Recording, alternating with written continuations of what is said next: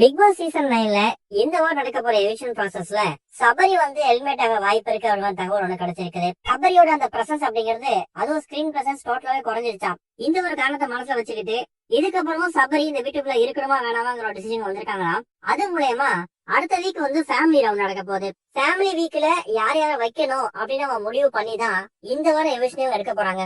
கனி இருந்தாங்கன்னா கண்டிப்பா அவங்க சிஸ்டர் விஜய் வருவாங்க. சாண்டா உள்ள இருந்தாங்கன்னா ரெஜின் அப்புறம் அவங்க குழந்தைங்க வருவாங்க. விஜயபாவோட அம்மா வருவாங்க. கமலோட அக்கா வருவாங்க. இவங்க வரக்கூடிய எல்லாருமே கண்டென்ட் கொடுக்கக்கூடியவங்க. வரக்கூடியவங்க சாண்டா எப்படி திட்ட போறாங்க, கனியை எப்படி திட்ட போறாங்க, விஜயபாவோட அம்மா வந்து கமலத்தை எப்படி திட்ட போறாங்க, இதெல்லாம் ஏற்படுத்த ஏற்பட்டிருக்கும். பிக் பாஸ் வீட்ல சபரி வந்து பெருசா எந்த சர்ச்சையும் சிக்காதவர். அவரு ஃபேமிலி வீக்ல உள்ள இருந்தாலும் ஆக்சிஷன் நடக்கிற ஒரு பேஸ் டாஸ்கா மாறிடும். அந்த ஒரு காரணத்தை மனசுல வச்சுக்கிட்டு இந்த வாரம் நடக்க போற எவிக்ஷன் ப்ராசஸ்ல கூடுமான அளவுக்கு சபரி ஹெல்மெட் ஆக வாய்ப்பு இருக்குதான். அதை விட்டா ஆதிரே எஃப்ஜே இந்த 2 நபர்கள்ல ஒரு ஆள் ஹெல்மெட் ஆக வாய்ப்பு இருக்குது. சபரி ஹெல்மெட் ஆனா அந்த எவிக்ஷன் எப்படி இருக்கும் அப்படிங்கறத மறக்காம கமெண்ட்ல மென்ஷன் பண்ணுங்க.